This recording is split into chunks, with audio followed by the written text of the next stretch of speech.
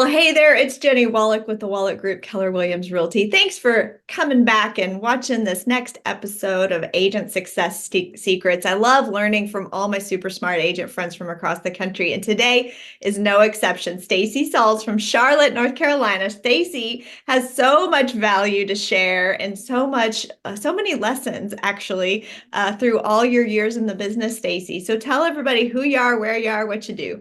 Sure. Stacey Sauls from Charlotte, North Carolina, have been with Keller Williams since 2012. And yeah, that's pretty much it. Have you Ta-da! been, that's all the time you've been in the business? That's all the time. Yeah, I used to be a real estate paralegal. So when I transitioned into sales, I knew Keller Williams was trained. So, I liked working with those agents. So I went and signed on the line. Oh, that's really cool. I didn't know that story. So, I mean, you do a little bit of business there in Charlotte. Last year, you got to help, gosh, over 200 families. And I know in the past we had even bigger production the years before, and you have big goals to help over 300 families this year. That's a lot of business, no matter what market you're in. And it doesn't just happen by accident. You actually have a purposeful plan to be able to be this busy in the real estate business. So talk about the early days of baby agent Stacey and how she has learned and grown through all these years. Sure. I have to do a disclaimer as well. My closet's being redone, so everybody ignore everything in my background right now. Okay, so when I got started, I didn't really have a sphere of influence because I was in corporate America for so long. And being a paralegal, I would work, gosh, probably like 60-hour weeks. I don't know. I would wake up early, come home late, didn't talk to any friends, didn't do anything, woke up and did it again the next day. So when I decided to get into real estate, I didn't know who to talk to. I had no idea. Pause. I know Yeah. you, and I did not know this about you. That's very Yeah. I interesting. I had thought you've just always had thousands and thousands of best friends. Yeah, I think that is what most people think. And after they hear me speak, they think, oh, well, anybody could do real estate. So I decided, well, hey, at first I was offended. And then I'm thinking, okay, well, if that's what I put out there that anybody can make it happen, then I think that's a pretty good story. That is a good story. So you realized you needed a database. So how did you build one? Gosh, so I started apologizing to people that I hadn't talked to in years. And so instead of saying, hey, I'm in real estate, send me buyers and sellers, I would say, Jennie, I'm sorry. I have been a terrible friend. I realize it. Like, let's grab coffee, right? Because I needed core advocates and I didn't have any. So then I thought, okay, well, the perception has to be that I'm out there doing this. I'm full time in this. I'm, boots on the ground selling houses. So I used Facebook to kind of launch everything where I would post pictures of houses. A lot of them weren't my sales. People thought they were my sales. And so they thought that I was killing it. Yeah. And I tried to get leads in. Yeah. Well, I mean, over time, I guess that worked because you were a successful solo agent, getting up to helping 100 families a year by yourself.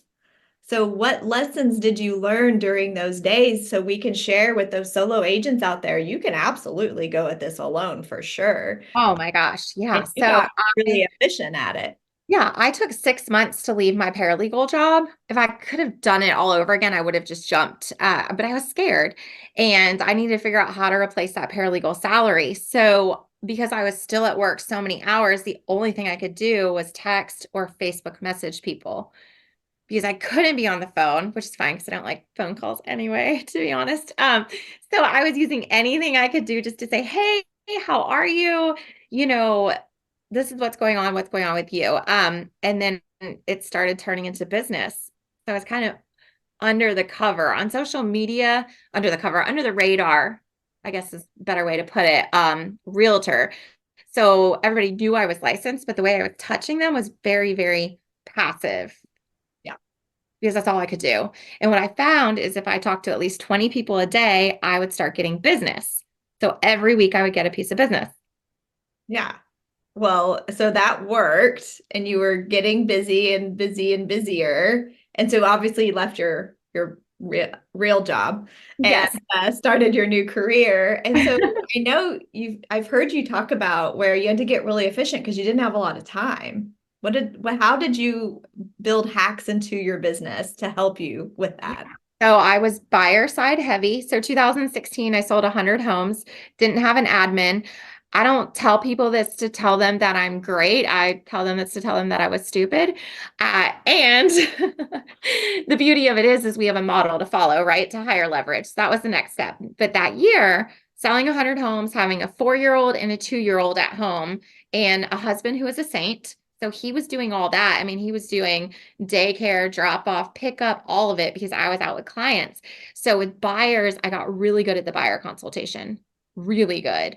I would figure out exactly what you want. And then because I was out in the market every day, I knew where that house was. So then I would tell them, I'm going to show you 3 houses and we're going to pick one.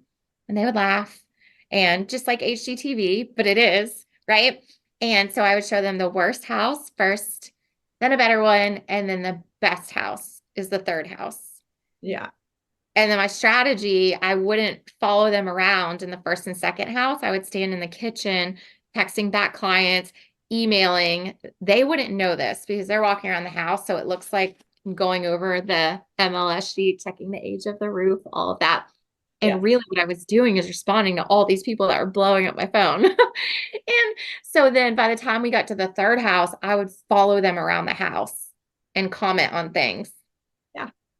And so they would realize, oh, she followed us around. That's interesting. And then they would say, what do you think about this one? And I would say, I see a lot of houses. This is the one for you. Are you ready to put in an offer? It's just close, close, close. And just be very specific about who I spent time with. Make sure they're the A buyers. Every week there's an A buyer. Who is it? Who is going to sign this week? I mean, that's an amazing system, and so many of us don't have the skills or the luxury. Like, you didn't have the luxury of extra time doing Mm-mm. that many deals and having that many clients, and so maybe we don't feel that pressure to make that happen, so we allow the client to control the process. Yeah. Yes. Yeah. I think a lot of real estate agents say, I don't have enough time in my schedule when really they have too much time in their schedule and they're letting other people abuse that time. Yeah. Okay. So you got to 100 deals by yourself. You've learned, and now you know better. And so you brought on some help, which is important. Anyone can be a great solo agent, and I never want to persuade someone otherwise. I know for me, and tell me if you agree with this, when I got to doing, I'm over 60 just by myself, I also had a small child and I was losing my mind. So I knew I wanted to trade my money Mm-hmm. for time back. And so I did that through hiring. So what was your process in leveraging out your So, stuff? and just to let everyone know, my strengths are negotiations, closing the deal. The paperwork side was a disaster. It was terrible. Our market center will tell you it was so, so, so bad.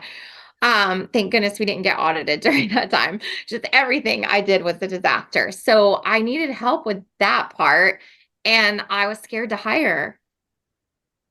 I just, Is it a control thing? I don't necessarily think it was control. I think it was that I didn't know how to be responsible for somebody else. Okay. For Yeah. so long, it was take care of me, take care of our family. Now, how do I bring in somebody else and take care of them and their family? Is that when you discovered your greatest fear? Yes, the fear of success. Sounds so silly, but at that point in time, I'm thinking, oh my gosh, I've got to make a decision because I can't keep living like this, right? I'm running a million miles a minute. So I either retire out of the business, which that doesn't make sense either, right? I love the business. I just can't quite figure out what the next step is. So at that point, at that crossroad, you make a decision. Is it about you or are you going to make it about other people Mm. in your world? And so I made that decision, which is the best decision I've made. It was just so, so scary and daunting that I put it off for way too long. So you start adding people into your world. You can breathe a little bit. This is awesome. And over time, your team and your production grow, which is super awesome. Awesome. Oh my gosh, my coach told me back then, new level, new devils.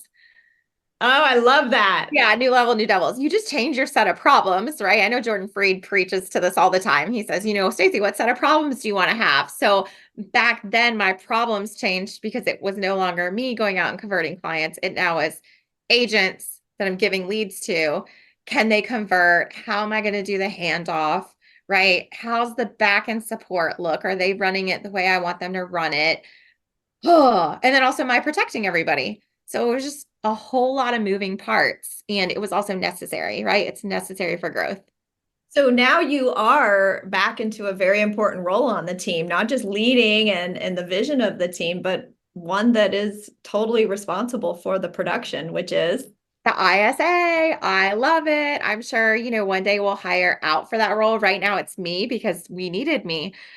Most of the business comes in through me, whether it's agent referral, past clients, SOI. So I can now dump them in the database, pass them out to the agents, and that's kind of how so we started building it. so as team ISA, are you held accountable to the standards and documenting and tracking? Oh my gosh, I can't even tell you how accountable I am held. We have a director of ops and director of sales that are every single day checking the numbers and letting me know where I'm at and where the agents are at and what we need to do to pivot. And that probably made you better than you were even when you were crushing it at 100 I love deals. it. I love it. It also, what's funny is that I was really scared of keeping other people safe, and now I have people that keep me safe. And I Yeah. don't know, it's really weird to explain that feeling. I just know that the weight of the business isn't just on my shoulders, which I felt like that for years. Like it's on me to make this happen. Whereas now I feel like I actually do have other people that want to make it happen too and are helping push me along. Instead of saying, Stacey, why didn't this work? They would say, let's, mastermind around this and figure out a way to succeed. That means you've got great talent. And Oh my gosh, that's I'm a so challenge. happy. It's But just, that's a challenge though, and everyone needs to understand this is you didn't nail it right out of the gate with your first admin and agent hires. It takes kind of failing through people, unfortunately, sometimes. So were there lessons that you've learned through people? yeah. So in the beginning, I felt like I wasn't worthy enough to hire. Mm. This is like a whole therapy session, but I was scared to hire. So, um, brought talent in that could get us to a certain level. And then from there, we just had to switch around some people. We just made a very toxic culture. Because again, I didn't know what I was doing and I'm not using it as an excuse. I just had to fail forward. I thought having wine nights and chit chats, about life and everything was a culture and it wasn't production. And Yeah. so I got frustrated with that and had to take a look at what are we building? What are we here for? If we want to build big lives, then we have to sell houses, right? It can't just be about wine nights. Otherwise, we could still be friends doing that. We can make a wine club instead of a sales club, right? So just failing forward with which people want the same things as I do. Huge. That's a huge aha and lesson is sometimes us, certain behavioral styles that are the leaders of teams, we want everybody to like us and let's all get along and be friends and like family. But quickly you learn that's not a culture of productivity that actually moves your business forward. And when you're the owner that carries all of the risk, that's not fun. When your No. friends and family aren't holding up their end of the deal. No. So if you think back to my biggest fear was bringing people in and keeping them safe, then it became wanting people to like me, which was no longer keeping the people safe. So the vision was just all out of whack. And I didn't know who I was. I didn't know who the company was. I didn't know what I wanted, where we were going. So you can imagine how confused our people probably were. So how'd you figure that out? How'd you Well, people figured it out for me because we had a group of agents have a lunch out talking about how much they disliked the company. And it got back to me. And so, of course, I accept responsibility. Okay, what did I do here? And also, let's weed those people out. Let's figure out who we are and what we want and who we want to be in business with. And that was something that I just said, that's something I'm not going to tolerate ever again in my company. And so the new DOO, oh gosh, she's amazing. And our DOS locked me in a room for 2 days. We drew all over whiteboards. This is my favorite part actually. We wrote what the top qualities are of the agents that we admire in our organization. Yeah. And from that, we came up with our values. And the value that changed everything is radical candor. So, radical candor with each other and our clients, which just means I'm going to tell you how I feel. You're going to tell me how you feel. There's not talking behind our backs. Everybody knows it's a safe space. And so, yeah, that was this time last year, and just everything changed. I'm happy to go to work. I love the people we're around. They're selling houses.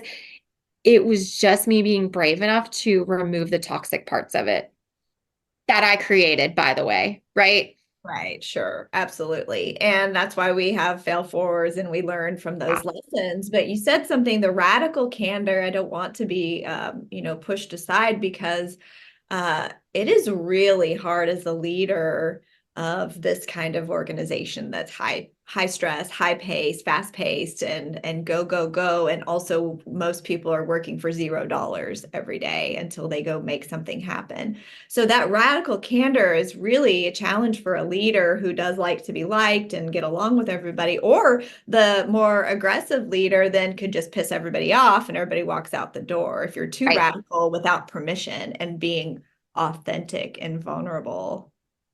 So in your leadership lessons as you've grown, Stacey, what are you most proud of now? And share how many people are on your team? We have 16 people on the team, 10 are in sales, 6 are on ops side. And yeah, I think the greatest lessons probably apologizing. Yeah. And just saying, like, I created a mess. I know I did. And I'm asking you to trust me that I'm going to fix it, that I've learned through this. And we now know who we want to lock arms with. This is how we're going to build it. And I want you to all stay with us, right? You embody what we envision as our ideal culture. And so we want to build with you. So that was it. It was a big apology. I so agree with that one. I know when I discovered I had a group of agents on the team and I just had what I thought were standards. They were clearly just suggestions because they weren't being upheld. And I had to come back from an event and because it's always you go off and hear like how terrible you are as a leader and you're like, you come back and you just have to say, guys, I have failed you. I have failed you as a leader. And now let's reset and talk through this. And do you all agree? And they did. So thank goodness they stuck with me. But being that authentic and vulnerable leader is super important. Stacey, what are some of your final tips that you have through all your years of amazing success and production? But what are your key foundational pieces for your success and that of your team? Making it simple. Just don't overcomplicate it. I get overwhelmed very easily.